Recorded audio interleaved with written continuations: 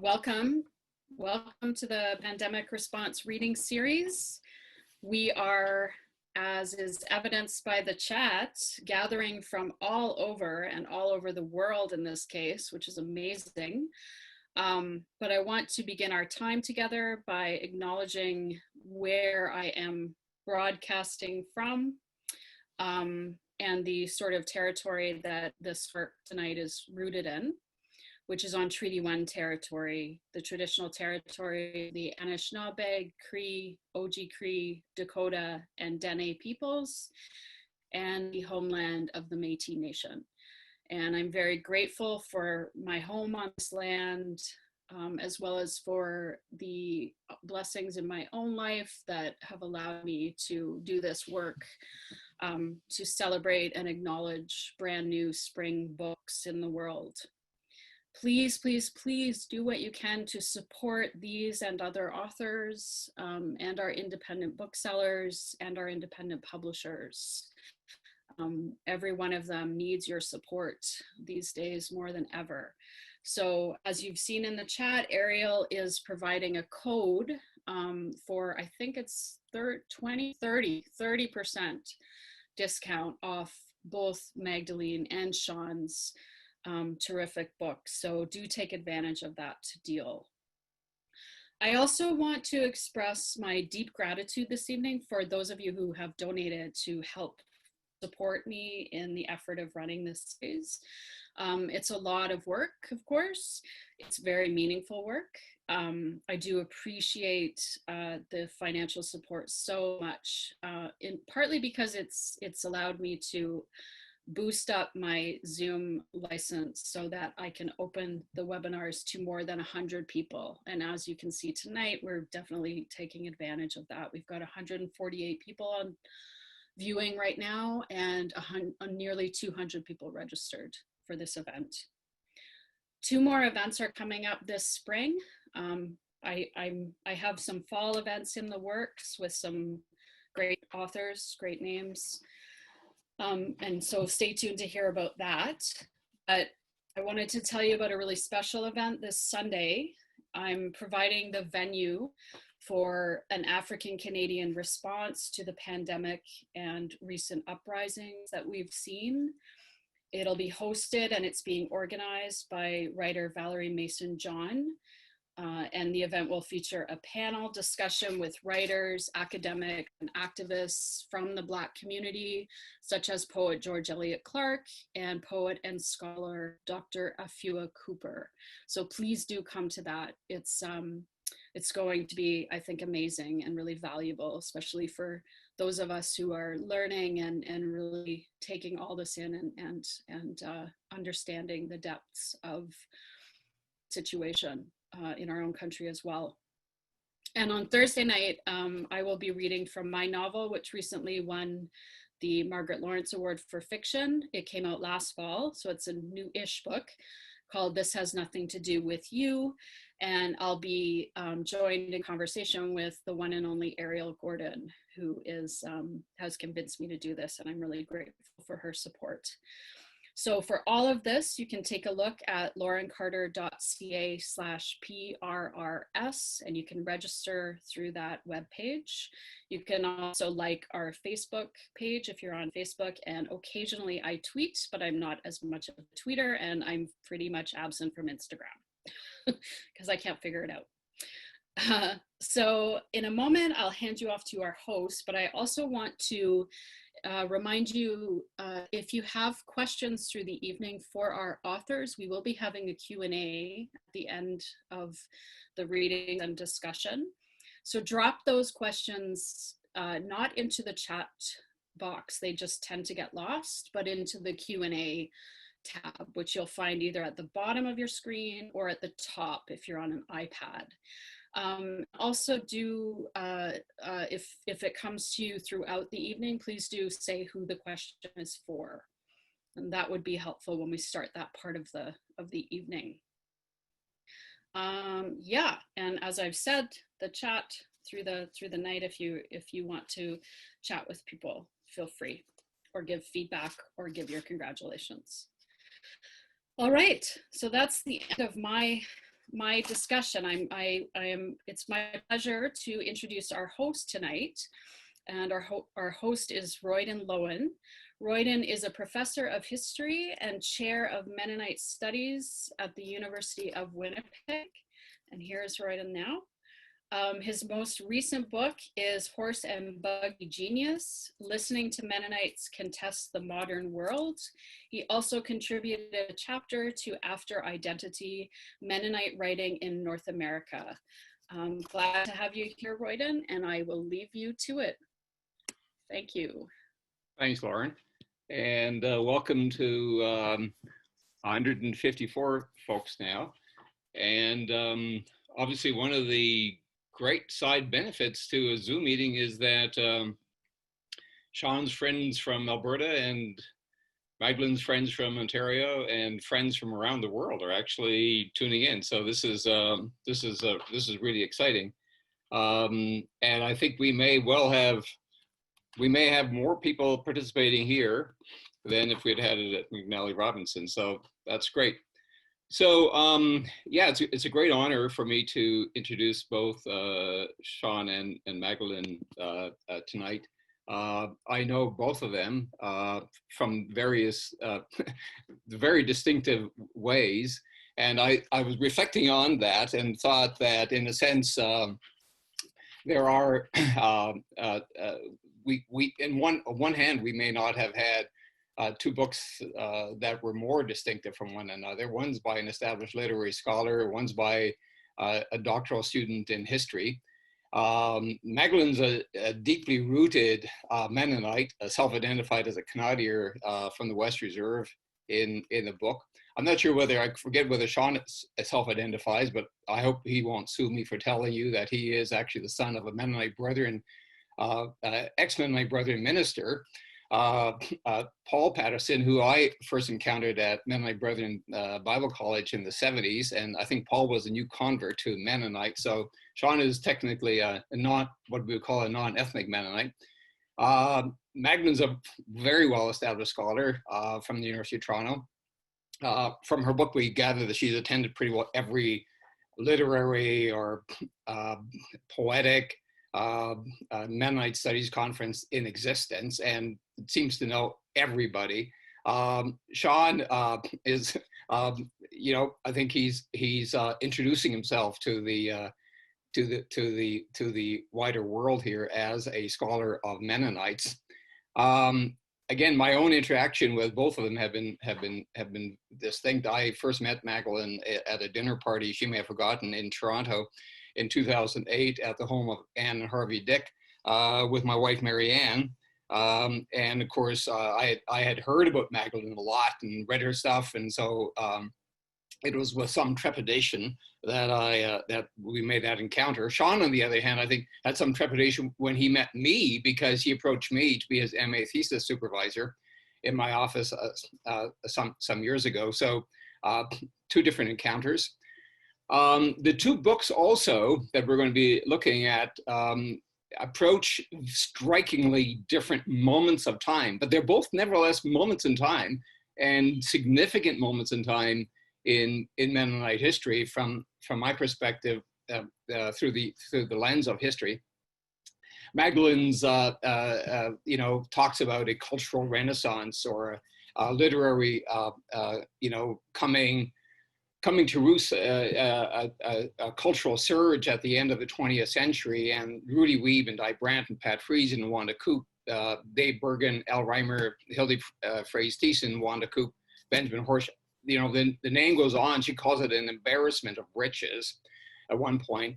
Whereas Sean's book focuses almost singularity. There's a kind of a singular person who we simply is there at every turn. That's Nestor Makhno. And so what do these two books have in common? Well, I'll just say one thing. There's a link that I found absolutely fascinating, and that is actually the name of Peter Kropotkin, who pops up, I think, in Sean's book, but not in Magdalene's book. And Peter Kropotkin, of course, is the famous international renowned anarchist who visited, and I encourage you to check out this local book titled The Outsider's Gaze done by the local Mennonite Historical Society of Manitoba. So Kropotkin visits the West Reserve in 1897, shortly after, I presume, Magdalene's Falk family would have joined the Sommerfeld Church. And he is in love with these Mennonites of the West Reserve. He talks to them about them, people who, quote, I'll quote this, who see mutual support and peace to be the essence of Christian religion. Now, by complete happenstance, and Sean makes mention of this in his book, Kropotkin is also revered by Nestor Makhno, who loves everything that Kropotkin loves. And yes, Nestor Makhno is the bête noire in the Mennonite cultural imagination, and did great harm to the Mennonites in Russia. And so there's an irony here, and in a sense brings these two books together. But I think in a more important way, these two books both deal with narrative in the making. And so Magdalene, of course, is the literary scholar here who comments on the making of a multitude of books, a whole genre of Mennonite literature, or literature by Mennonites, as she makes a point of explaining.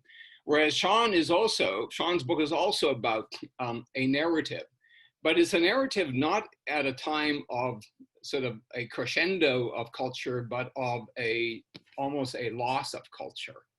And so I hope that despite the fact that these are very different sort of books in one hand, that we as participants here will kind of hope, my hope as a facilitator here is that you generate questions that both Sean and Magdalene could answer at the same time. And we'll see how that goes. I think Lauren may have mentioned this, but just to again welcome you to ask questions, but do it in your Q&A icon and not in your chat icon. It's only the Q&A that I'll have access to during the Q&A. So I welcome Sean to join us. We'll have Sean, the newbie, first, and then we'll let Magdalene, the elder, wrap up the presentation here. So Sean is a doctoral student at the University of Alberta, and his book, and I should say that his doctoral work is on historical memory in Ukraine's Zaporizhia region in the 20th century. Makhno and Memory, Anarchist and Mennonite Narratives of Ukraine's Civil War, 1917 to 1921, is his first book based on his MA thesis. And I will allow Sean to introduce his book, and we'll take 15 minutes from Sean, and then after that I will introduce Magdalene. But welcome, Sean, and take over for the next couple of minutes here.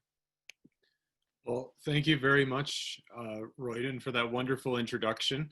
As Royden mentioned, he was my MA thesis advisor at the University of Winnipeg, and even since then, Royden has continued to be a constant source of inspiration and support in my life and in my academic life as I've moved forward. So thank you very much, Royden.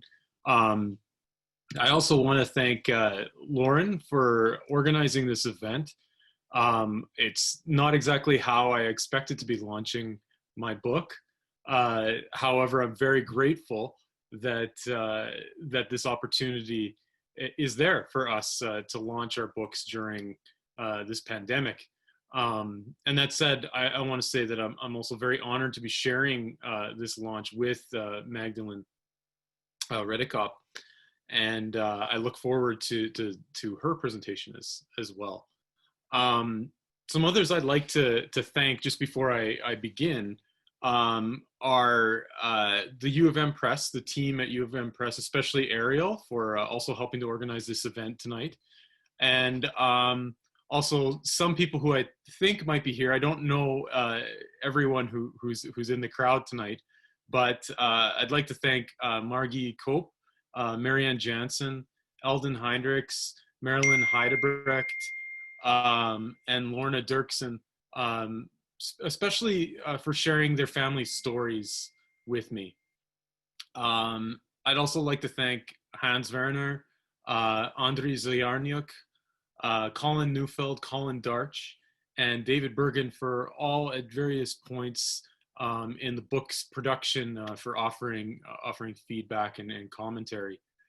I'd also like to thank Malcolm Archibald, who's here in Edmonton, for a lot of help in finding very rare sources and also assisting me with many translations. So I really appreciate Malcolm's help over the years. And of course, finally, I'd like to thank Kelly Ruth, my wife, for her endless patience and encouragement throughout the process of making this book. So tonight, as Royden said, I have about 15 minutes or so. So I'm going to just read 3 excerpts from my book.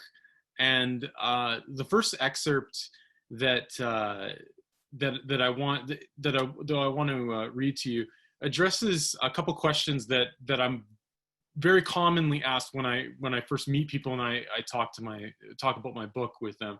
And these questions are: how did you come to this topic? And also, what perspective are you coming from? Sometimes it's more bluntly posed to me as what side are you on? Because this is a topic that's can be extremely controversial and bring up a lot of emotion.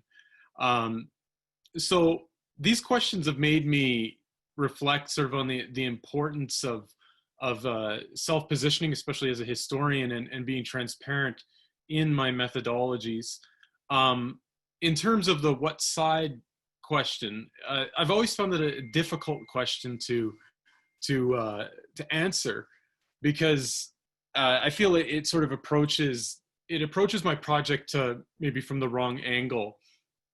One of the problems I've identified with the literature around Makhno is that it's frequently very one-sided. The literature is written from one particular perspective, and while there can be a rich source of information in these histories, and that very often you find that the narratives are quite insular, whether it's from the Makhnovist side, Mennonite side, or even Marxist side, nationalist side, various different sides.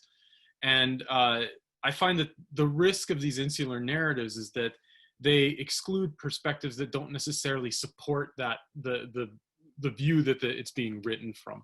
So my goal in this book was to bring together Makhnovist and Mennonite perspectives in one book, and see what kind of history emerged when they were brought together side by side, as it were, and put them in dialogue with each other. But of course, part of that process is my own perspectives, my own personal history, and that's what I want to share with you with this first excerpt.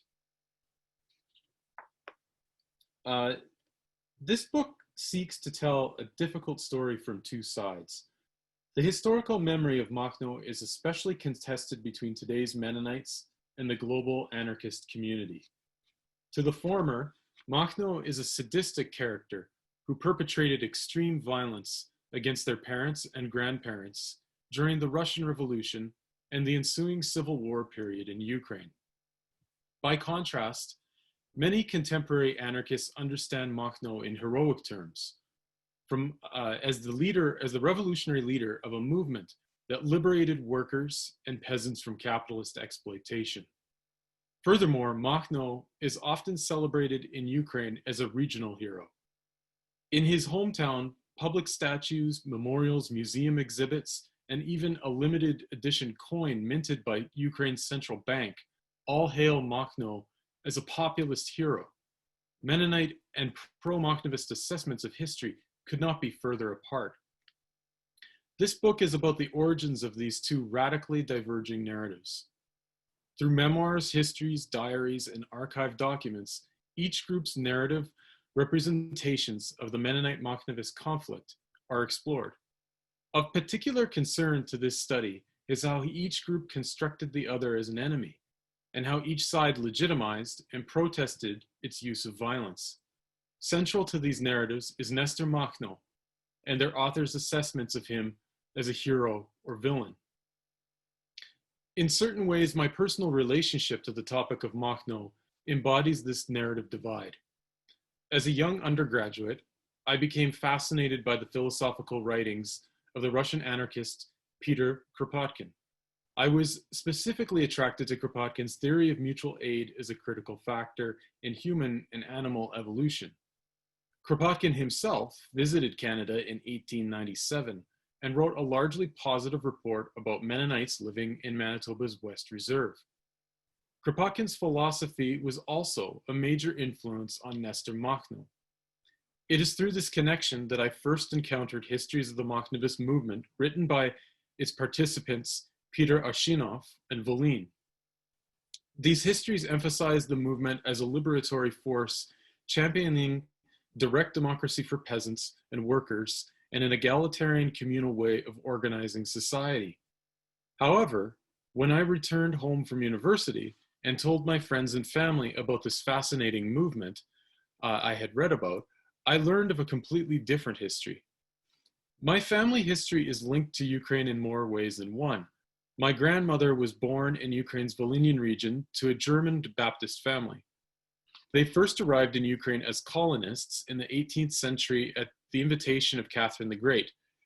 I remember as a child my great-grandfather telling me stories of how the Bolsheviks dug up his fields in search of money and hidden food. I also remember the stories of how my family fled the country by bribing a border guard only a few short years before Stalin's terror famine struck Ukraine. On my paternal side, my father, of an Irish-Canadian background, converted to the Mennonite faith at a young age. He became a Mennonite Brethren pastor, and as a child, I was raised in a largely Mennonite environment. I have fond memories of the people and activities in the West End Church in Winnipeg I was raised in, and to this day, the majority of my friends are from a Mennonite background. It was from these friends that I heard stories of the notorious Nestor Makhno, who murdered Mennonites during the Civil War. These were harrowing accounts of extreme abuse and suffering, which had deeply impacted families that were almost 100 years later still experiencing intergenerational trauma from the violence they witnessed. Initially, it was difficult to make sense of these two incompatible histories. The Makhnovist histories I had read made no reference to these events. Indeed, they never mentioned Mennonites at all. At first, I thought it could be a case of mistaken identity. Many forces were operating in Ukraine during the Civil War, and in this confused landscape, the attacks of one group were sometimes attributed to another. However, as I burrowed deeper into the research, I realized these attacks were undeniably perpetrated by Makhno and his army. I was forced to quite radically recalibrate my assessment of Makhno's movement, but I also wanted to understand the motivations behind these attacks. This book, which attempts to tell a balanced story, is the end result of that investigation. It is both the story of a movement that massacred innocents in the name of liberty and justice, and the story of a historically pacifist people driven to distress in the midst of violence, some of whom took up arms to protect life and property. This book is written with a deep personal respect for both Mennonites and Ukrainians, for the Anabaptist faith, and that Kropotkinite value of human mutual aid. So the second excerpt I'd like to go to now, I felt was just a good synopsis of the main points of my book and what the reader could expect, to the main points and main argumentation that I make in this book. The history of Makhnovist Mennonite relations and their apparently irreconcilable narratives are what this book seeks to interrogate and unravel. I explore how Makhnovists and Mennonites have narrativized each other in their respective accounts, and how specific characterizations of Makhno and his movement in Mennonite and Makhnovist literature serve broader collective narratives. An integral component of my argument is that the identity projects of each group have shaped their historical representations to such an extent, and often in such an exclusionary manner, that two radically divergent versions of history have evolved. Indeed, one could be forgiven for thinking that completely different events were being narrated. Particularly in the first two chapters of this book, I'm concerned with how events were subjectively experienced, interpreted, and articulated by Makhnovist and Mennonite authors from the Civil War period. I am equally interested in how each side constructed and defined the other. In this way, a narrative topography can be sketched, illustrating where Mennonite and Makhnovist memories divide and sometimes surprisingly overlap. One historiographical tendency in particular motivated me to write on this topic. In certain radical leftist circles, Makhnovist atrocities are denied or rationalized as justifiable responses to counter-revolutionary activity. In exile, Makhno himself strongly denied the mistreatment of civilians by his movement, writing that, quote, in relation to peaceful inhabitants, independent of what ethnic group they belong to, entirely peaceable relations were maintained, close quote. This is certainly not the experience found in Mennonite accounts of Makhnovist occupation. My work directly challenges such denialism, placing responsibility squarely on the Makhnovists for the mistreatment and mass murder of Mennonites. While Makhno's personal involvement in the massacres is unproven, Mennonite sources make very clear that the movement at large perpetrated horrific crimes against innocent civilians. My work also frames the motivations for these attacks within a broader socioeconomic context. While presenting events of the Civil War from the perspective of the Makhnovist and Mennonite writers, I intersperse their narratives with socioeconomic information to help situate the reader. This is part of a wider argument that in addition to Mennonite collaboration with the Austro-German occupation during World War I, and later on with the White Army, peasant land hunger was a critical component of the violence directed at German and Mennonite colonists. As I will show, the issue of land and labor relations between colonist and peasant is repeatedly referenced by memoirists on both sides of the conflict. The possession of land also reappears as a critical factor in the Eichenfeld massacre's pattern of murder, which specifically targeted Mennonite landowners and their sons. So I don't know where I am with time right now, but in the last excerpt that I want to read to you, I wanted to address the questions of so what's to be gained from looking at this very tragic history, and specifically what contribution can be made through a narrative, or what I like to call a multi-perspectival approach. And I firmly believe that a narrative approach can complexify the historical memory of these events, and that we can develop more embracive and nuanced understanding narratives of what happened. And ultimately, I hope for a type of historical reconciliation between the various factions of this conflict, which I do believe that is starting to happen, and even in Ukraine itself, and in which I address in this excerpt. The famous Zaporizhian oak tree is an apt symbol for both Ukrainians and Mennonites. 7 centuries old, the tree provided shelter for both the early Cossacks and the first Mennonite colonists. In the 1930s, when the Soviets decided to dam the Dnipro River, the process caused an abrupt rise in the water table, condemning the oak to a slow death through drowning. Today, the tree is nearly dead, its largely lifeless limbs supported by wired anchors. Yet new beginnings are evident. Acorns of the old oak have been planted in many locations across North America, and in Ukraine, shoots from the original oak are carefully tended in the hopes of growing a new tree for new history. In southern Ukraine today, there's a growing awareness of the region's Mennonite heritage. Numerous memorials now dot the landscape, including one that is dedicated to the Eichenfeld massacre and maintained by Ukrainian residents from Novopetrivka. In Zaporizhia, As part of the decommunization process, the city council renamed 5 streets after Mennonites in 2016. Even in Horse-and-Buggy, amidst the bronze statues of Makhno, a plaque was recently installed in the former home of Jakob Kruger, the owner of the agricultural machinery factory where Makhno worked as a youth. By engaging with Makhno and his movement, I have attempted to decenter his role, to give him his due, but nothing more. The interlocking and overlapping narratives of Makhnovists and Mennonites have been allowed to commingle and present a differently narrated landscape. Throughout my investigation, I have come to see that more often than not, the memories of Makhno are not the historical Makhno. Rather, they are the stories carried by us. Makhno certainly played his role in instigating a mass peasant insurgency that brought Makhnovists and Mennonites into deadly conflict.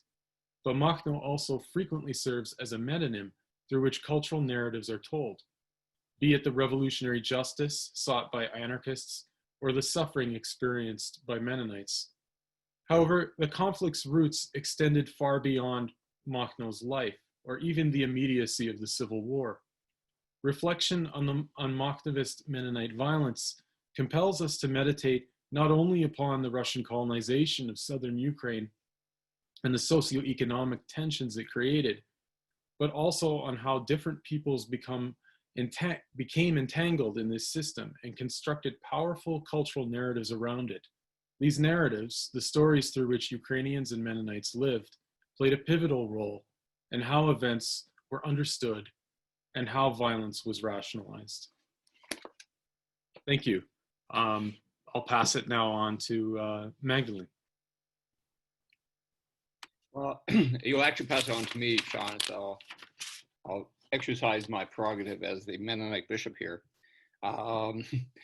Thanks very much, Sean. That was very interesting, and evokes a lot of, I think, I don't know, some passion, pathos, questions, and we'll see how the Q&A goes. And before I introduce Magdalene, I again invite the participants, 167 by now, to send questions to the Q&A icon rather than through the chat icon. So Magdalene, if you want to join me, I will introduce you. There you are.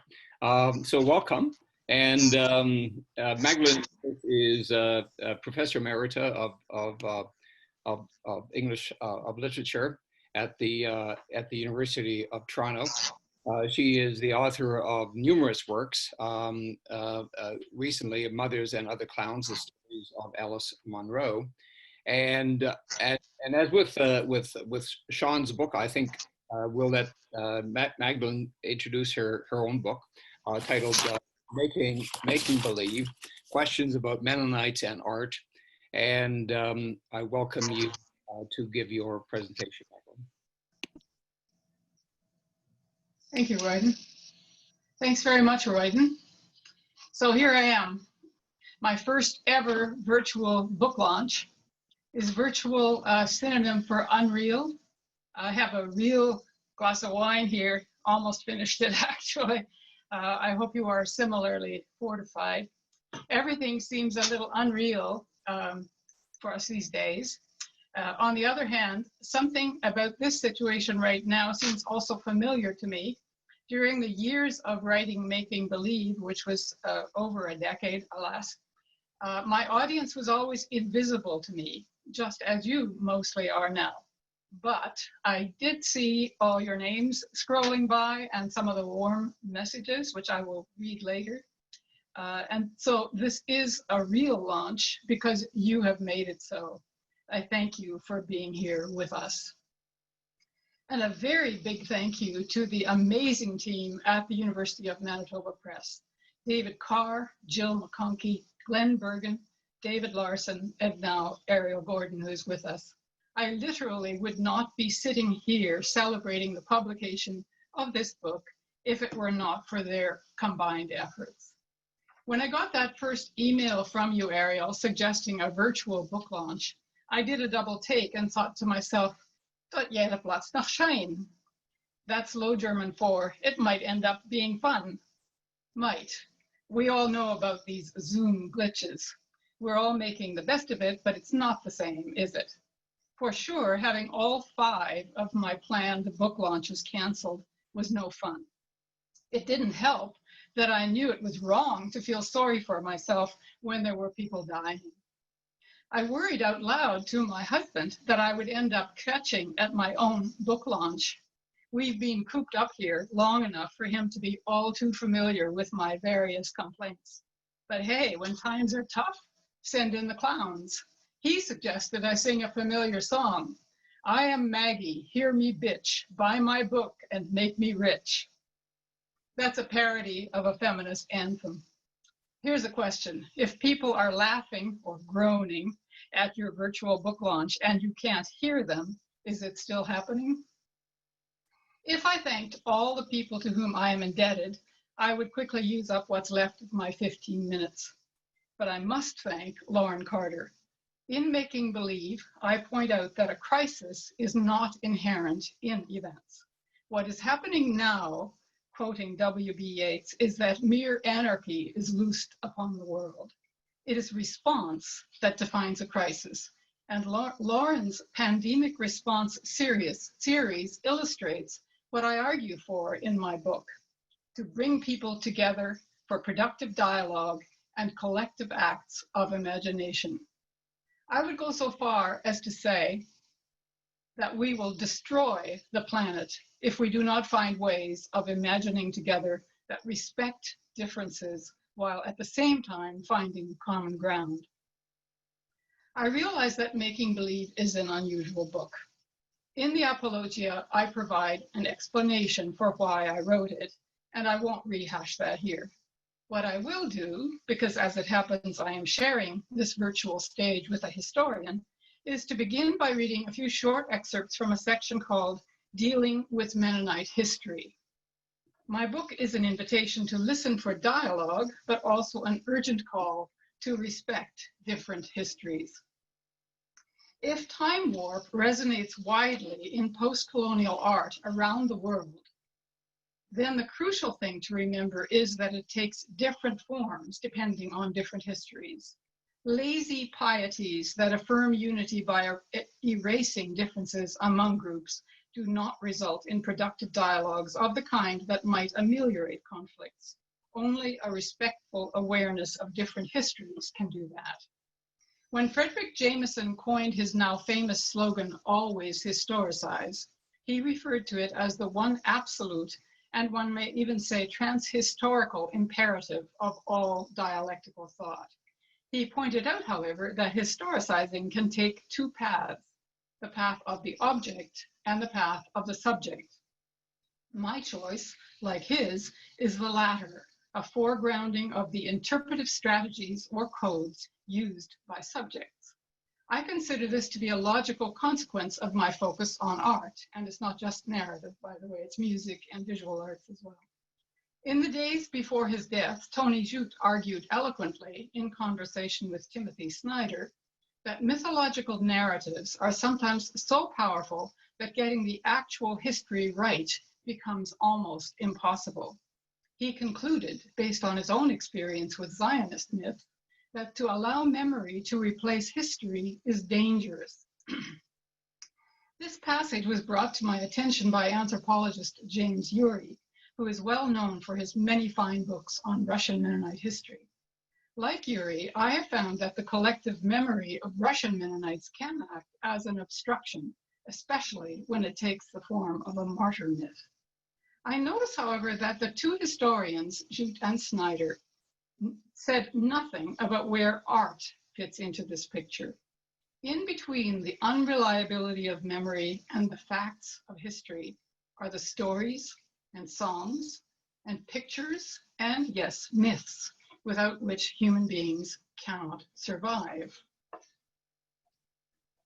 To some extent, I can match the bits of history that I have acquired belatedly about Mennonite history, with the fragments of unreliable memories of my own life.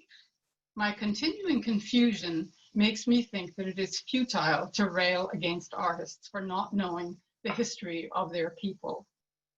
Based on my own experience, I conclude that written history is far less important as an influence on Mennonites who make art than the mythologies that they construct from the particular contingencies of their individual lives. As Northrop Frye wrote, our cultural heritage is our real and repressed social past, not the past of historical record, but the great dreams of the arts, which keep recurring to haunt us with a sense of how little we know of the real dimensions of our own experience, unquote. Miriam Taves once spoke to me about the state of unknowingness out of which her stories emerge, and I heard an echo from a poem by David Waltner Taves, "Are you not history knowing?" The model of memory that works for artists is not one used by historians. It is defined by anthropologist Michael Lambeck. Memory in this model has no unmediated essence, either as subjective experience or as objective fact, but it is always in the act of being made. It is not the recorded history that I have just transcribed. I did write a history of Mennonites in the introduction, but the untold oral culture of my childhood that puts me in touch with the real and repressed past that haunts the great dreams of the arts. My memory of this culture, however, is always in the act of being made. A major challenge for me was to find a balance between writing about my own life while at the same time doing that thing that we scholars call making an argument. The theory and practice of clowning has long been a bridge for me between those two ways of thinking and writing. The two clown interludes in the book are a bit like the long poles that a tightrope walker uses to keep her balance. I'm going to read two short tales from the book about a clowning trickster called Menno Simons. At one point, I considered calling my book Mennonites and Other Clowns. I see them everywhere. For example, I have always imagined Nestor Makhno as a malevolent trickster. My favorite passage in Sean's book is the one about a shattered Kroger clock. I asked him to read it, but he didn't. I can picture Makhno as a wicked demon stamping his feet on the face of that clock. That would be after his men raped the women and shot their husbands. I read somewhere that Makhno spoke Low German, having worked on a Mennonite estate. I was also once told that he sometimes went on murderous rampages disguised as a woman. Are these stories true? Does it matter? Unless I have forgotten, correct me if I'm wrong, but I do not think I write about Nestor Makhno anywhere in my book. But in my book, I do confront such questions. Buy my book, Make Me Rich. For now, let me clarify that I'm not saying that Nestor Makhno was a trickster. I am saying that I imagine him as a trickster. There's a difference. As Rudy Wiebe has said often, what is important when it comes to art is what you make of the facts. The past comes to us in fragments that do not stay put. These broken bits and pieces of a Kroger clock or of our lives keep changing and transforming. Art of all kinds is created in the messy middle of this dynamic process. I'm sure there will be lots more art made about the chameleon figure of Nestor Makhno. We Mennos can't make him into a devil, and the Ukrainian nationalists can't make him into Robin Hood. He just won't hold still for it. The problem for Mennonites may not be that he is so different from us. I think, Sean, that you touched a nerve in your book. The problem may be that this anarchist, this guy who spoke Low German and believed in mutual aid, this guy is not different enough. In my book, I trace the early modern roots of a Mennonite trickster tradition. I will read now from a section entitled Tricksters, Fools, and Clowns, Alternatives to Martyr Myths. 16th century stories about how Menno Simons escaped martyrdom are arresting because they go against the grain of recorded Mennonite history. I have long been fascinated by the stories that accompany a collection of Dutch playing cards. These were recounted in 1868 by J.G. de Hoopscheffer in Doopsgezinde Bijdragen, an annual publication of Mennonites in the Netherlands, in an essay entitled Mennisten Streken, or Mennonite Tricks. I first learned about them from an essay by folklorist Irvin Beck. He introduces this Dutch tradition and then traces these modern mental tricks to their origins in 16th century oral culture. One central story about such a trick is attached to a card called Minister Leugen, or Mennonite Lies. It goes like this. Menno was riding on a stagecoach one time, and instead of being in the coach, he was riding up front, up high, with the driver. And the authorities dashed up on horses to arrest Menno if they could find him. And they said, "Is Menno Simons in that coach?" And Menno turned around and yelled into the coach, "Is Menno Simons in there?" And they said, "No, he's not in here." So Menno told the authorities, "They say Menno's not in the coach." So he lived to die in bed. In this incident, the trickster does nothing at all. As Beck puts it, using a trope supplied by Irving Goffman, the Menno trickster simply observes the opponent placing the wrong frame on his experience and then does not volunteer to correct it. According to de Hoop Scheffer, Mennonites in the 16th century were perceived as tricksters in the same way that pig-headed was used to characterize Lutherans and bigoted was used for Calvinists. These stereotypes ring false to us now, but we still do stereotype. The next card that I'm focusing on retells a story that goes with a playing card labeled Minister Zoet, or Mennonite Sweetness. Here are, if you can see these, the two cards illustrated. The one on the right is Menno Simons in the barrel of molasses. On the other side, by the way, is Till Eulenspiegel. The second story is Menno was preaching in a barn. And as was the custom, the women sat in the center and the men around the outside to protect them. And there was a shout outside that the sheriff had come to arrest him. So the men barred the way. And Menno was standing on a molasses barrel for his pulpit. And in his haste to get down, the end of the barrel caved in and he sank to his knees in molasses and would have laid a gooey track in escaping.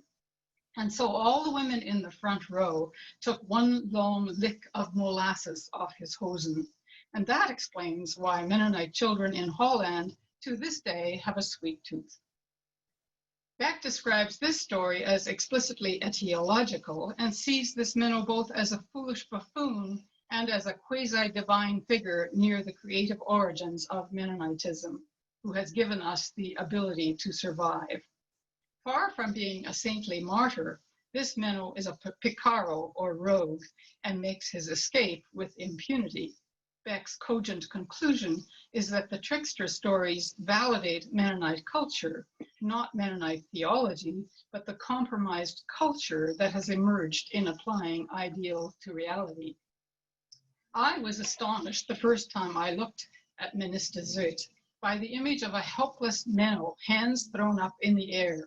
That was primarily because it contrasted so vividly with the way hands and eyes work together in the portrait of Menno Simons with which I am most familiar.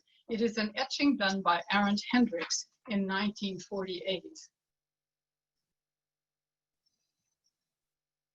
Note the enormous finger pointing at the Bible, sola scriptura. I've always wanted to publish a book with pictures in it, and now I've done it. I love that making believe tends to fall open at the color section. It's beautifully printed by Friesens. Truth be told, I won't be getting rich from this book. Those pictures cost me quite a lot. They are worth every penny, but writing about them was no Sunday school picnic. In the chapter about the visual arts, it may seem as though I venture out on a limb with no visible means of support.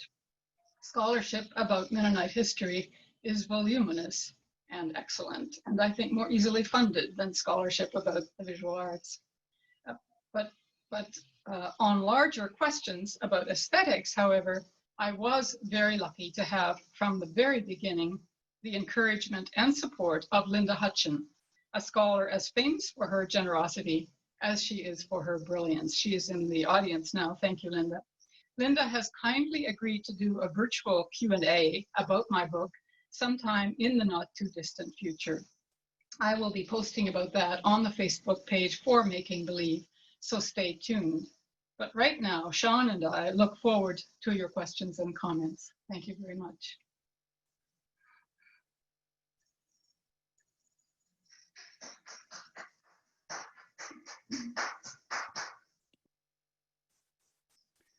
All right, thank you, Magdalene. So you should see on your screen now, Magdalene and Sean. And Magdalene, I've actually beat you to it. I've finished mine entirely. Oh my goodness. Well, I was going to say it's my party. I'll drink if I want to. Yeah, it's a great party. Yeah, again, I mean, the downside to this is we can't see all those wonderful people who've been a big downside. Along here, and both of you. Too many of them, but no pressure. So yeah, both of you can see the chat line there. I imagine. So you're getting kudos from all sorts of friends and yes. and new converts to your particular text. And yeah, my apologies. Yeah, you do much more than narrative. I meant to say text. So that art and music in that sense. May I correct you on one thing, Royden? You know I always correct you when you introduce me. I braced myself for what you're going to invent. You said I went to every last Mennonite conference. Of all the conferences that happened in the United States, I went only to one, the one in Bluffton. David Waltner-Taves, if he's here, will confirm that he and I drove there together. Otherwise, I was not at a single one of those. I was doing some other things, actually. Well, you've been at the University of Winnipeg Mennonite Studies Conference. I have been at all the ones you had there. Yes, yes. and I think you and I were at the workshop that Rob Zacharias yes, in Pennsylvania. Yeah, and Julie Kasloff. Yeah.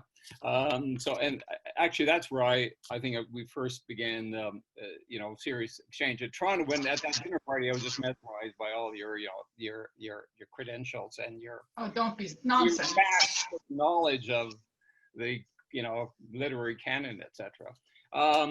But anyway, okay. So we have a number of questions that are coming up. Obviously, we have more for Sean right now because people are still catching up on Magdalene's presentation.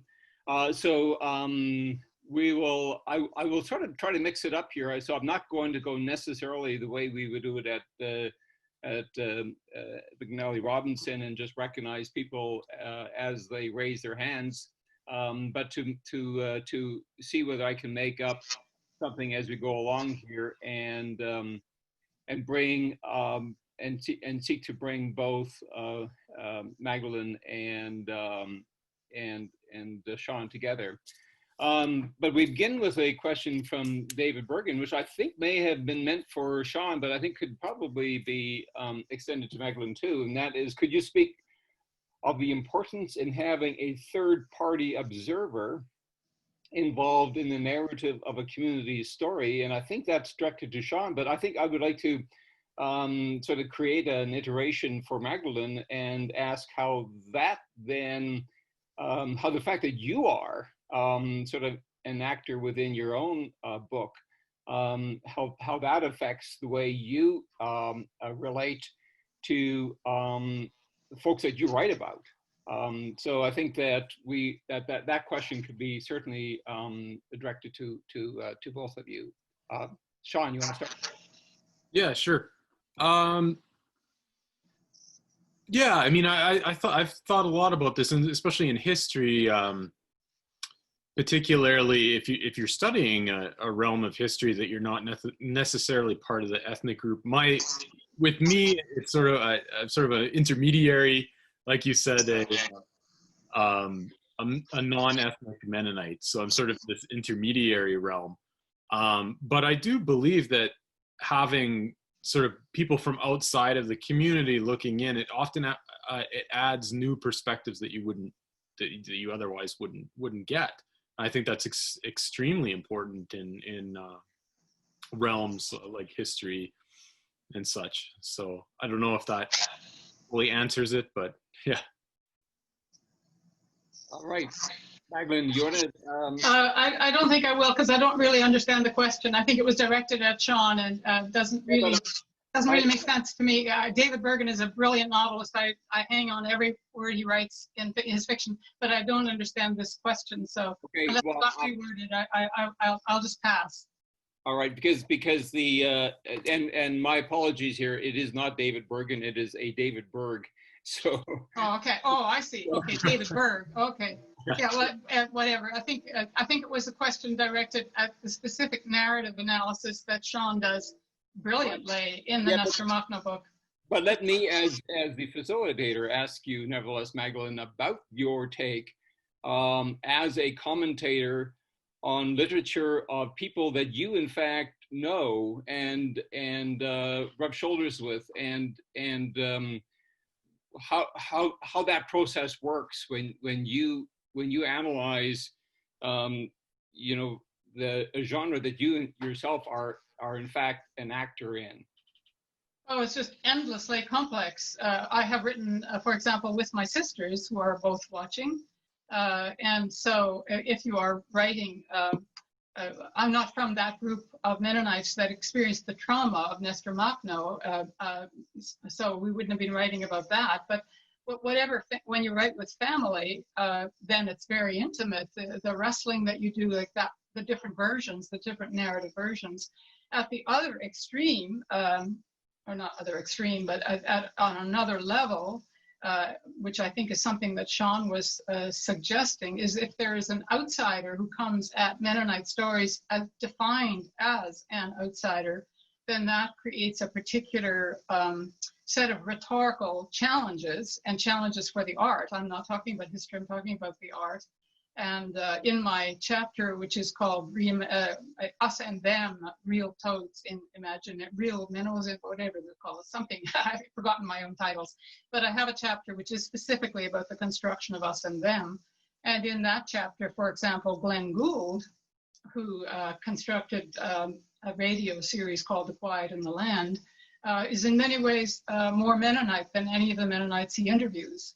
So I think there's an hourglass kind of effect where people come in as outsiders, and we're all, I would emphasize that it is a fluid process. It never becomes fixed, as I suggested, and you're constantly reinventing. I liked what you said, Sean, about the different versions of Nestor Makhno that are constructed. I long ago wrote an essay on E.J. Pratt's Brebeuf and His Brethren, which was about how different versions of Brebeuf have been created. The Jesuit martyrs, it's a martyr story for what we need. Like right now, maybe we need a different Nestor Makhno than the Russlander needed just after they came out, right? So it's a sense of a constantly fluid situation. That's how I see it, as it doesn't stay put, right? Yeah, absolutely. And there's the same process occurs within the Ukrainian landscape, right? Where you have during the Soviet period, Nestor Makhno was an enemy. He was sort of, because he fought the Bolsheviks and all that. And then since independence, he's become more and more of a hero to the point where they're regionally definitely he's hero-sized. Nationally, it's sort of he's being more and more integrated into that process. So it's that malleable nature of who Nestor Makhno is. Mm-hmm. Yeah, and thank you. Yeah, thank you both. And of course, we go back to Magdalene and talk about how you take a particular view on the Canadier as a writer that earlier generations of writers might not have.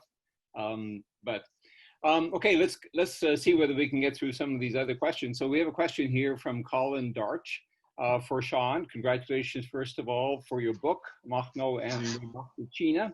Were often and still are often accused of committing pogroms and massacring Jewish people. Most of the evidence is that Makhno was personally very firmly opposed to any form of anti-Semitism. What light, if any, do you think this issue sheds on his attitude towards German Mennonite colonists? Yeah, that's a really good question. And I address this in the book. I talk a lot about the sort of the relationship between nationality and class within the Makhnovist movement, how they perceive nationality and ethnic difference. And I do address a little bit of the issue of the Jewish, the relationship with Jewish people in the region. Makhno, I agree. Most of all of the evidence about Makhno personally is that he was very much opposed to anti-Semitism. The movement itself had a Jewish battalion that they organized. Many of the intellectual leaders were Jewish themselves. So there's, at the leadership level, you don't see any of these sort of manifestations of anti-Semitism. Now, and this is something that I think is really important in the movement to make a distinction, is between the leadership and then the rank and file army, because anti-Semitism was very firmly implanted amongst Ukrainian peasants at the time. And particularly in the Civil War, there was an enormous amount of pogroms and murder of Jewish people. And the Makhnovists, there were units that identified themselves as Makhnovists that absolutely did participate in pogroms. Makhno himself even mentions one case in which he sent in, or he claims in what he says, that they sent in investigators and executed those who perpetrated the pogrom. There's also many other cases of him. There's one famous case of him taking a young soldier who put up anti-Semitic propaganda and executing him in a public square. So that at the same time, you see in the internal documents of the movement that they're constantly saying, we need to crush anti-Semitism, we're not going to tolerate this. So you do get this sense that there's this ongoing problem with anti-Semitism in the movement. You also have some of the anarchist intellectuals who outright say there's a problem in the army with anti-Semitism. So there's that. Now, how does it relate to German and Mennonite colonists in the region? I think it very much relates to, it relates in the sense of how did the Makhnovists understand ethnicity and nationality. They didn't, at least in their official propaganda, they didn't talk about ethnicity. They didn't condemn Jews or condemn Germans, and that they, in fact, is the opposite in their propaganda, is that they were constantly talking about all workers of all ethnicities, and German, Jewish, everything must come together and defeat the capitalists. However, what I point out is that there is an ethnic dimension in the fact that in certain areas, particularly around where Makhno lived, is that there was a high degree of land ownership and wealth that was concentrated in German and Mennonite landowners. So the attacks inevitably took on this ethnic dimension because they disproportionately affect these communities, even though it wasn't articulated in an ethnic way. Similarly with Jews, particularly urban Jews, there was the perception that they were wealthy and that. So some of these attacks may have been articulated as an attack on class, whereas from those being persecuted, it absolutely could have been perceived as an ethnic attack. I'll leave it at that for now. All right, thank you very much. And I'm also aware that this particular sort of medium that we have doesn't really allow people to ask questions based on the preceding question. So this may be a little helter-skelter, but we're, and I should just warn everybody, we already have 24 questions. And so at some point we'll get Ariel or Lauren just to cut in and say, okay, enough. But I've also been assured that unlike an in-person venue, there is really no security person is going to be locking the doors and getting us out of this room, so we can go on for as long as we wish. Question from Aubrey Duffy. Interesting, Maggie. I was struck by how the trickster stories you gave us show Menno escaping malevolent authority figures through low cunning and a refreshing disdain for dignity. Bugs Bunny springs to mind. Do you think it's a facet of the larger Mennonite culture to celebrate flexibility and a tricky nature as a survival technique? Thank you, Aubrey. That's very sweet. I should declare my bias and say that Aubrey is my beautiful stepdaughter, who is herself an artist, okay, and not a Mennonite. I will keep my answer very short, because if there are that many questions, then I think Sean and I should both try to keep our answers very short and give people a chance. I will just say, Aubrey, that yes, I do. Not many people maybe would, but I do consider flexibility like that, trickiness like that, to be part of a culture. That is partly because I grew up speaking Low German. And so it's my polyglot experience that you can always switch from one language to another.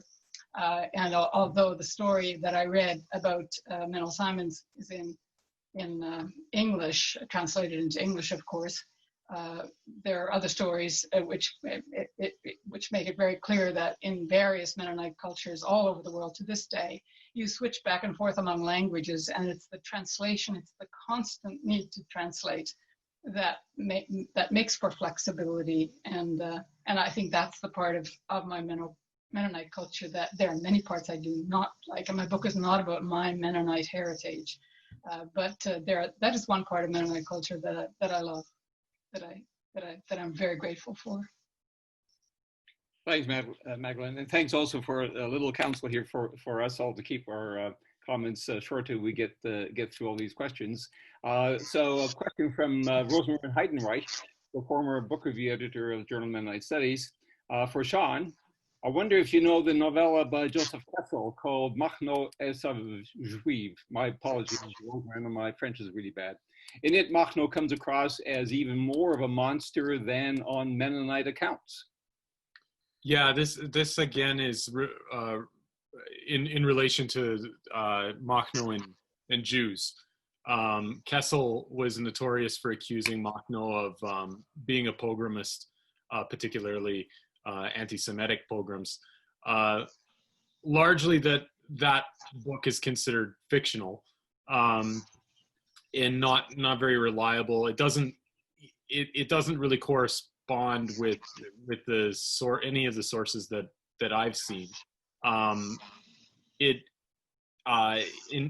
also Makhno actually challenged Kessel, I believe, to a debate in Paris later on, and he was getting a lot of these accusations of anti-Semitism, and so I believe that he did actually have a sort of mock public trial at which he attended, and he defended himself against these accusations of anti-Semitism.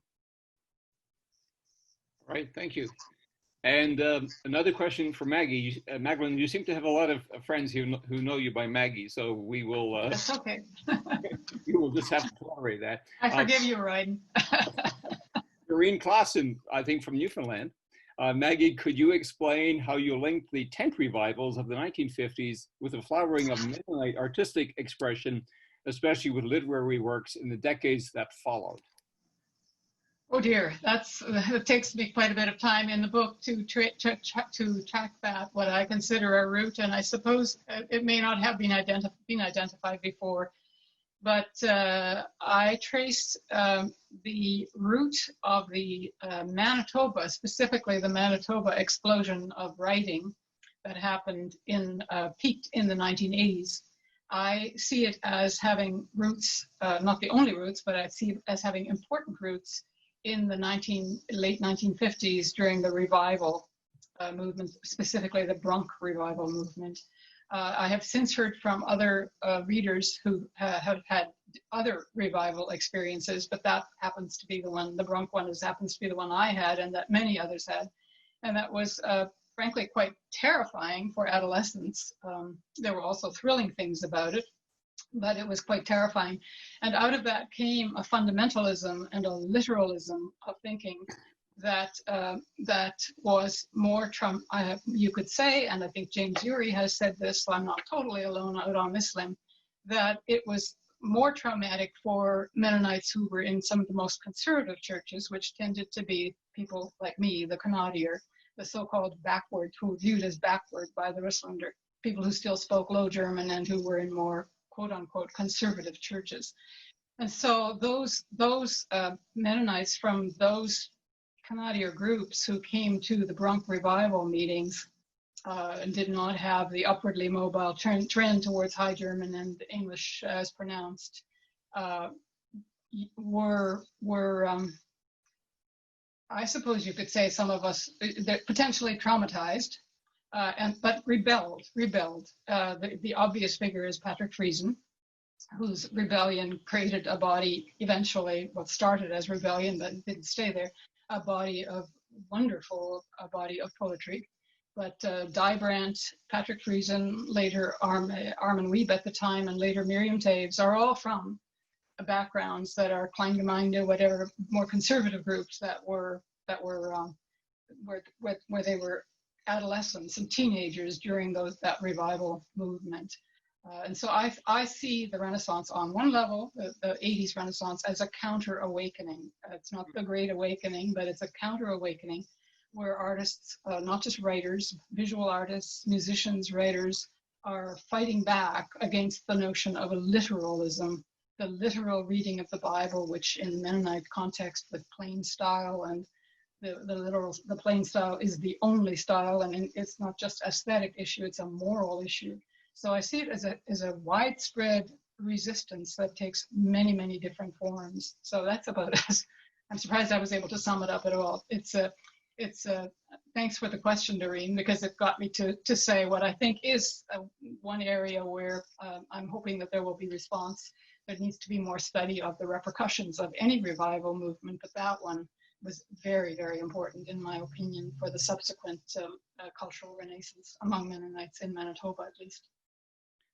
Thanks, Magdalene. And again, I'll try to resist my my innate desire to editorialize on every one of these things and add supplementary questions. But yeah, like you said, this raises a lot of other questions, and whether Rudy Wiebe himself was somehow responding to that kind of fundamentalism that began in the 1860s already. Yeah, he was already earlier with that. Yeah. Mm-hmm. Maybe the Ruslanders were just traumatized a couple generations before the Canadians were. A question for Sean from Sean Heinz. For Sean, Makhno was someone who radicalized a group of people, presumably his followers. Why do you think Mennonites were not part of that audience? Yeah, that's a really interesting question. And in fact, Mennonites were part of that audience at various points. So early in the movement, it involved attempting to integrate some of the Mennonites into the communes they were establishing, peasant communes. And Makhno mentions in his memoirs that they were successful at least getting them to participate in the communes. I don't know how successful or how willing that was, but they had them participate. However, as the revolution went on, they did target some of their propaganda to the lower class Mennonites and German colonists. And there are cases of Germans and Mennonites who were part of the movement. I even found evidence of Mennonites who participated in some of the massacres. And I was able to find in the archives a specific Mennonite who was mentioned by David G. Rempel, famous Mennonite historian, who mentions a Mennonite who joined the Makhnovists, and I found a corresponding archival document to show that was indeed the case. So you did have Mennonites who joined the movement. Unfortunately, we don't have any, at least as far as I'm aware, no memoirs of them or accounts, very few accounts even of this. But I would assume that it would have to do with the, very similar issues of impoverishment and land hunger that would have driven these individuals to be attracted to the Makhnovist program. Okay, thank you very much. The next question from Magdalene from Linda Hutchin, or I think it may be Hutchison, but you may know this person. Linda Hutchin. Okay. Oh yeah, my apologies, Linda Hutchin. In the book, you carefully do not equate Mennonite art and belief, nor, however, do you separate art from religious experience. For you, to believe is clearly related to make believe. What does it mean to believe? Seems to lead you to, quote, what does it mean to make believe? And to do so together. Is this too complex to talk about in the Q&A? Or, whatever, could you comment nevertheless? Yeah, wow. Well, maybe it's too complex for now, Linda. Linda, it's Linda Hutchin, Rob. it's Linda Hutchin, with whom I will be doing a Q&A on a Zoom or some other platform eventually. And I'm not sure I can even handle the question now, but Linda typically has put her finger right on the heart of my book, which is and the difference between religious belief and religious experience. And I think maybe that's where there are lots of troubled parts of my book. Lots of mistakes too, but lots of troubled parts. And I had to, if I had decided to wait until there were no parts that I was troubled by, I would never have published the book. It's a deeply personal book in a way. But I think the place where I pushed myself to move from belief to experience is where I had to push from the familiar arts that I know from being a literary critic to the other arts. And I agree with W.J.T. Mitchell that all the media are mixed media, and that even if you're reading a poem by Patrick Friesen, for example, and it's a lyric poem and you are hearing a voice in your head, you are also aware of the other senses of your body, as he is, I think, when he's writing them, which is why so much of his poetry becomes dance. So the experience, I think it is William James, or one of the people who wrote about religious varieties of religious experience, said religious ecstasy is ecstasy. So, I mean, the words that you attach to those experiences that loosely we call religious experience are just words, And the older I get, the more conscious I am. Who knows, maybe I will go into dementia in a few years, and I'm not saying that as a joke, that there are other avenues of communication that in the arts are the deepest, touch us in our deepest humanity. And so belief, what I think Linda is maybe pushing me at is to try, and I can't articulate it here because it is too complex and deep, is for me not just an abstract belief in dogma. Like I believe in, I can't even recite that. I go to church, to an Anglican church, Church of the Redeemer, not regularly, but I do. And like many Anglicans, for me, it's performative. When I perform or sing, I am believing with everyone else. But that's not believing as in believing a dogma. And I can't actually recite the creed because I don't believe in that way. So I'm quiet when other people are reciting the creed. It's a very complex area, but it's because I believe it is so extremely important to the arts and to the varieties of powerful religious groups that there are in the world that are giving rise to violence, that we must not just write the histories of those groups, we must be open to each other's ways of exploring religious experience and belief. Thanks very much, Magdalene. Yeah, again, it raises a whole bunch of other questions. Going on then through this list, a question from Jonathan Dick, who I believe is producing a movie on Mennonites, if this is the right Jonathan. Sean, thanks for your presentation and congrats on the book. I have two related questions. Hopefully one of them makes it in. We'll bring them both in. So were you able to look into accounts of Makhno by others, that is non-Mennonite colonists living in the region? And if so, has he been memorialized differently? That may in fact be pretty core to your book. And then have you observed any regional differences among Mennonites from the Russian-Ukrainian Mennonite diaspora in terms of memories of or rememberings of Makhno? I'm thinking here, for example, Mennonites in North America versus those in the Northern Hemisphere.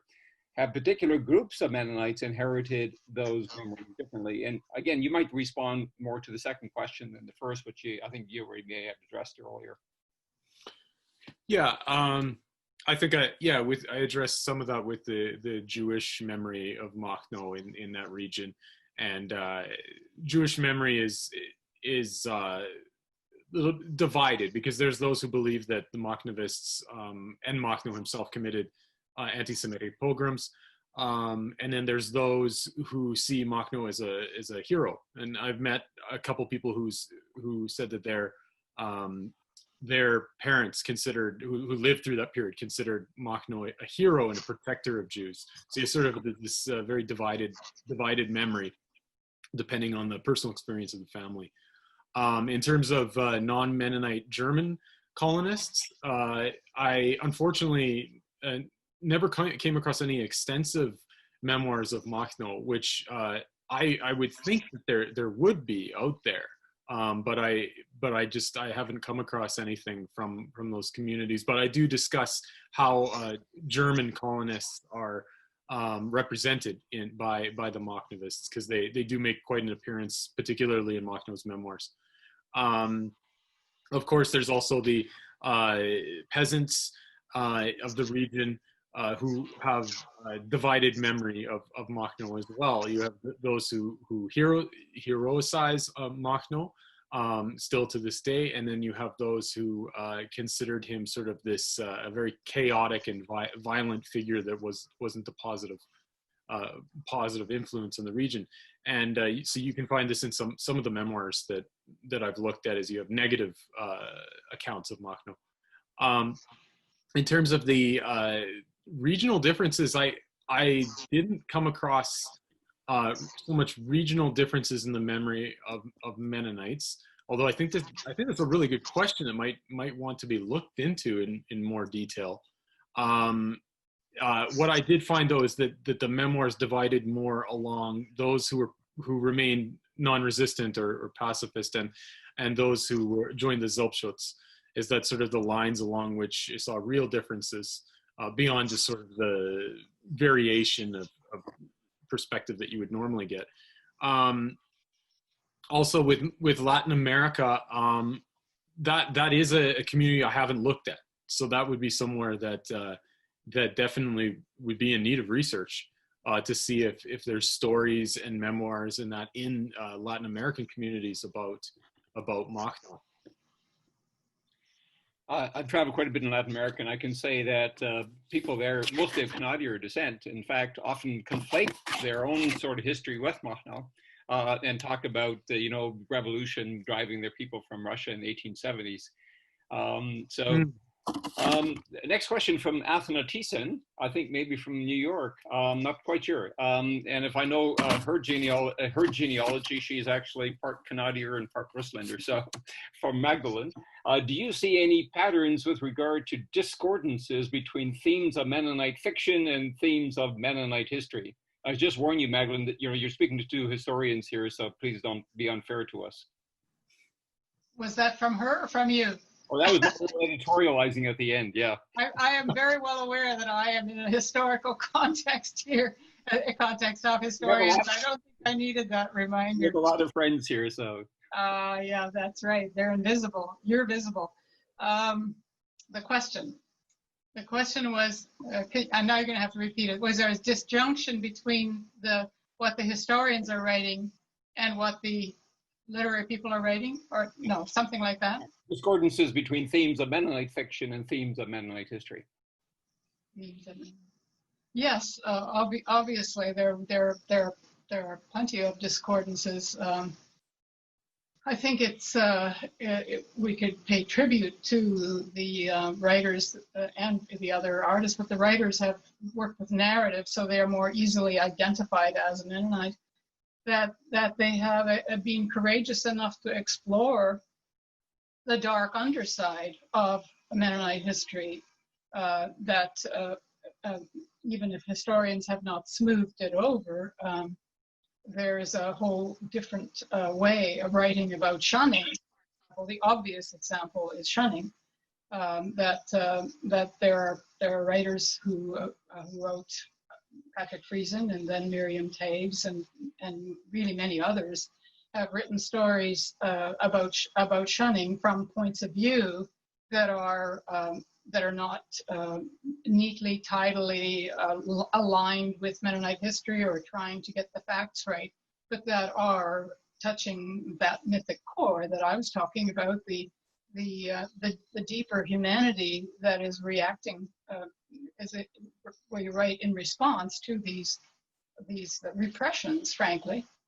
So, I mean, I started out there myself, I mean, in discordance with written Mennonite history in the very first Mennonite thing I ever wrote, called Through the Mennonite Looking Glass, which Harry Loewen got me to write for Why I Am a Mennonite, and where I made a plea for went against the grain of what I felt like centuries of Mennonite repression of the imagination. It all has to be fact, doesn't it? It all has to be, get your facts right, get your history right, write it plainly, write it true, tell the truth. That's why I read today from the Menno tricksters and the Menno lies, because I think the good historians now, which we have, I think it was Ramsey Cook who said to me, Mennonites have been very well served by your historians, and he particularly commented on how much he liked Royden Loewen's history, and now I see we have another excellent historian. It's not that this history isn't good, it's that there has been very little space made, in spite of the fact that we now have hundreds of novelists and poets and an explosion of visual art. In terms of scholarly response or the conversation that is going on, we're not exactly talking about it, are we? I mean, one of the artists that read my chapter on the visual arts said that she was just amazed that I was asking questions that she thought were never going to be asked, and we're not asking them now, right? Yeah. I mean, it's just a conversation that I'm trying to provoke, to stir up, but yes, there is disjunction. I mean, to try to smooth it over and say that history is a kind of template, and the novelists have to write alongside that template. That's not what Miriam Taves is doing in Talking Women. She's in Women Talking. That's not what the artists are doing. So it's not that they are correcting the historians or that the historians need to correct the artists, but that it's a very different way of looking at language. Language is multiple. Language contradicts itself. Language is endlessly self-contradicting. And it cannot be captured in the Mennonite identity or the Mennonite ethnicity at all. But when we talk about it, necessarily we talk about the Mennonite context and the Mennonite histories. So I don't know exactly what I'm saying. There you go. No, thanks. Read my book. Buy my book. Make me rich. Yeah. And of course, if you read Sean's book, you will also realize that it is also. I have read Sean's book, but has he read mine? Have you read mine? I know. I have read your book. He'll cite it in his PhD dissertation. Yeah. But I think that we historians would happily and humbly say we are also writing narratives from our positions in life and through our particular lenses, and so that the idea that somehow we speak the ultimate truth, and the old joke about, why did God create historians is because when God is dead, he probably needs some kind of representation to talk about what truth is lost on us. But a question for Sean from Yaroslav Kovalchuk. A question to Sean: in your book, at the end of the Eichenfeld chapter, you talk about the concept of revolutionary terror. To what degree the story of massacres of Mennonites was a typical case of violence during the Russian Revolution, and did the Makhnovist Black Terror class orientation have the same logic as the Bolshevik Red Terror? You may have to explain that question to us and then attempt to answer it. Yeah, I'll just say hi to Yaroslav. Yaroslav is a fellow graduate student at the U of A who also studies Soviet history.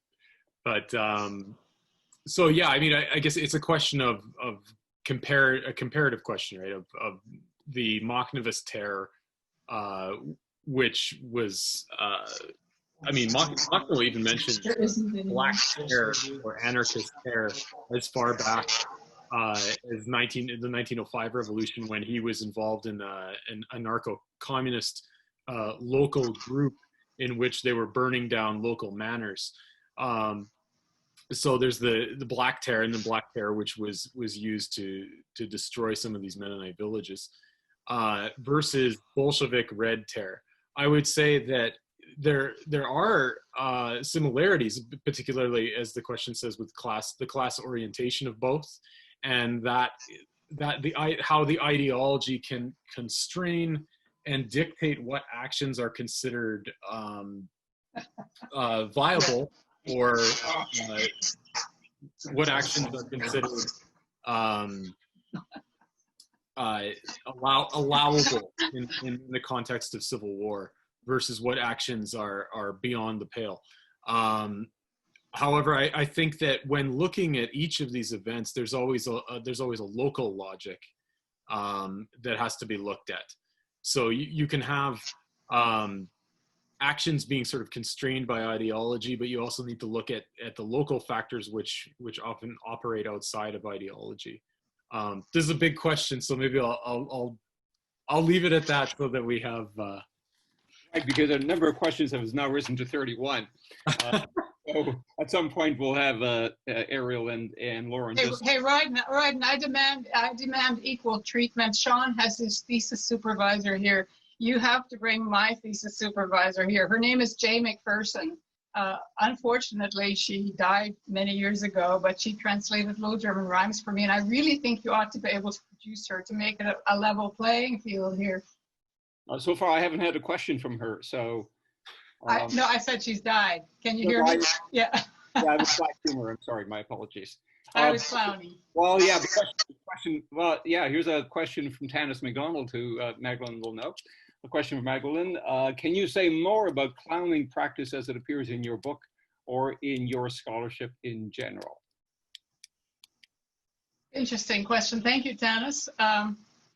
I could go on forever, but I'll try to keep it short.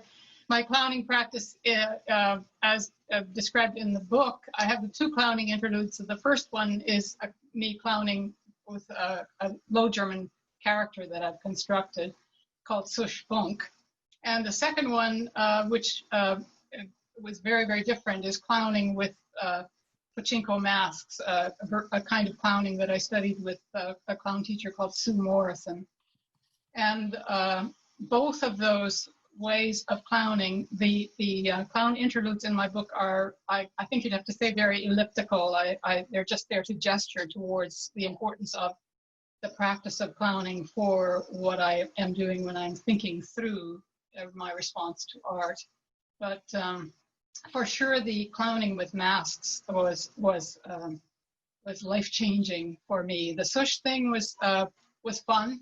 And I learned a lot, but when I clowned with the clay and paper mache masks that I made, that was life-changing experience because of what was involved in thinking deeply about what we do when we represent ourselves and when we represent images and faces. And so that was all. The jump from that to my book, there are gaps between the chapters of my book because I really can't, I often cannot bridge those gaps myself. So I'm asking readers to make the leaps with me.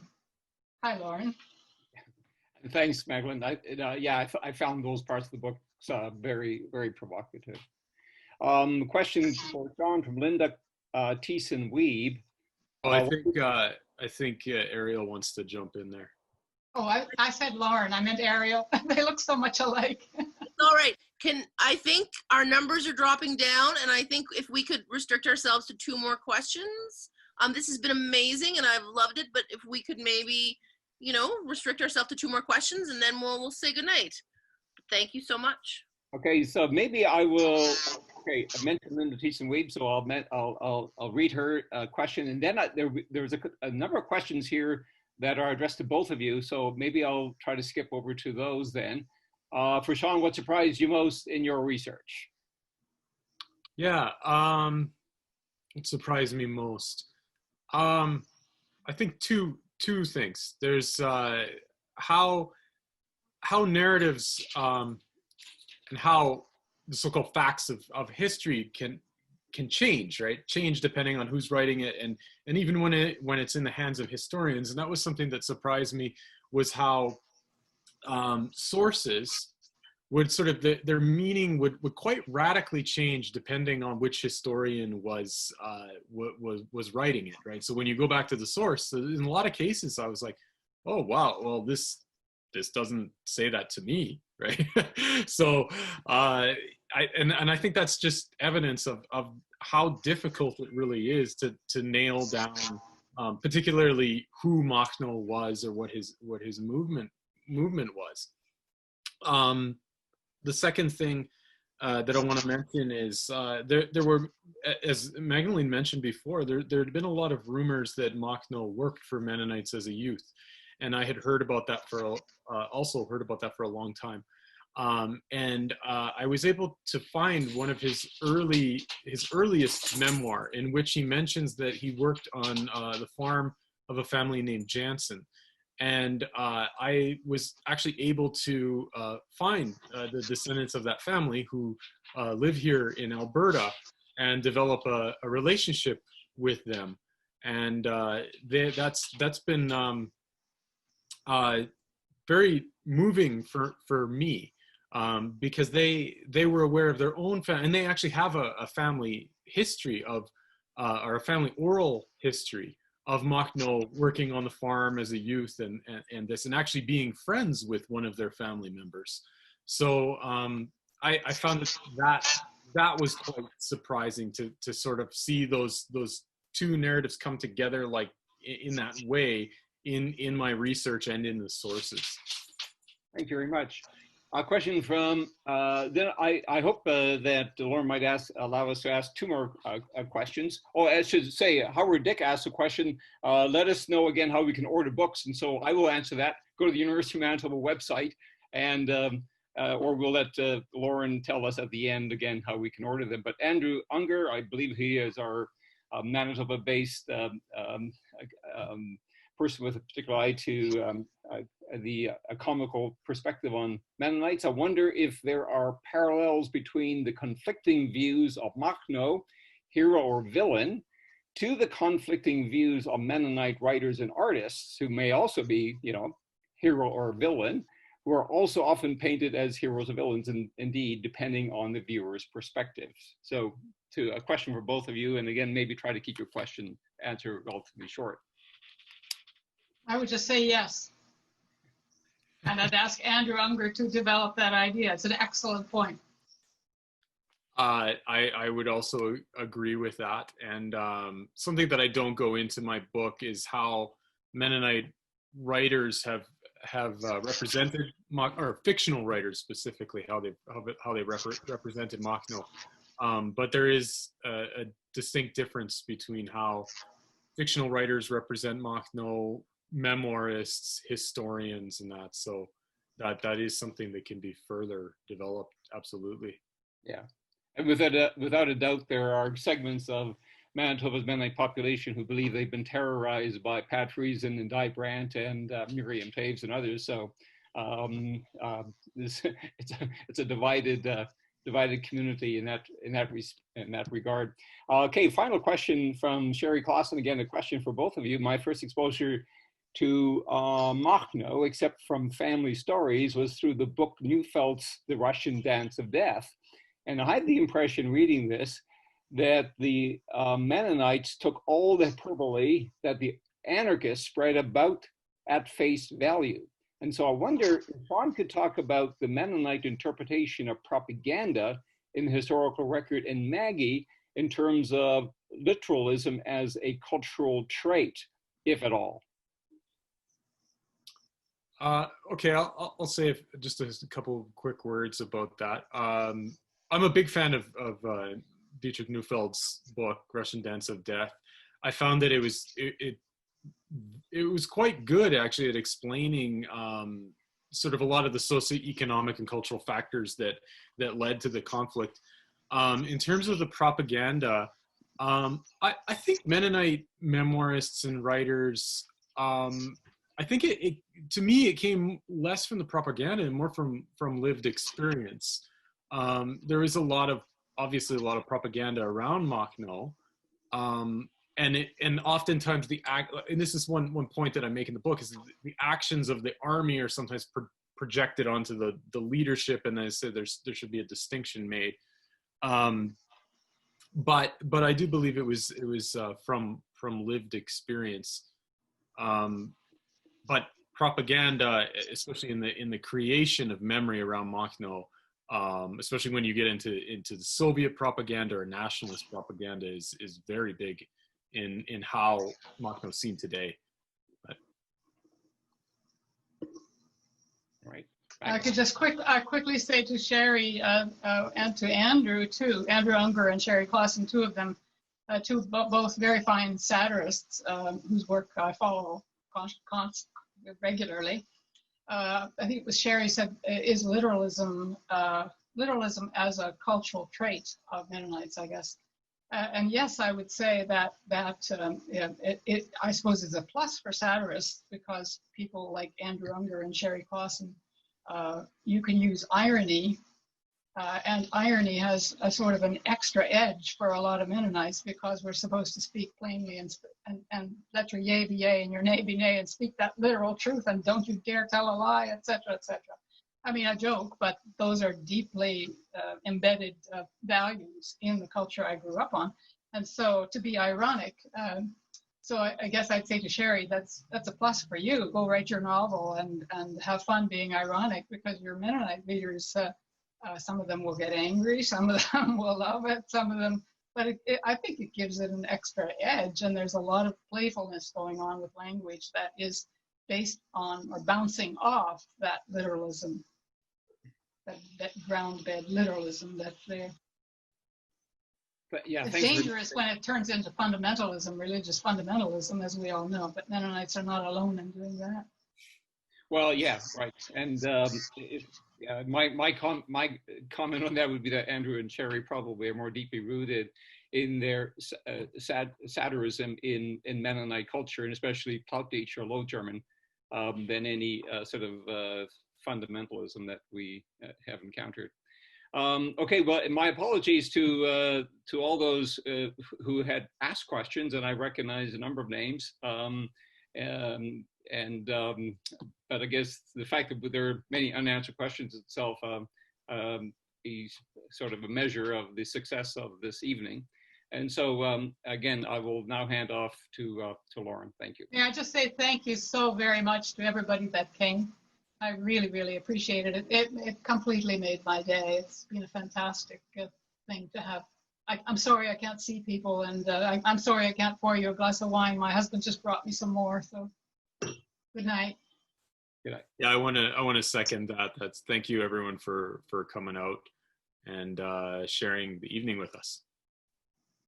Thank you for hosting, Roy. Thank you. Bye. Bye. Have a lovely rest of your evening.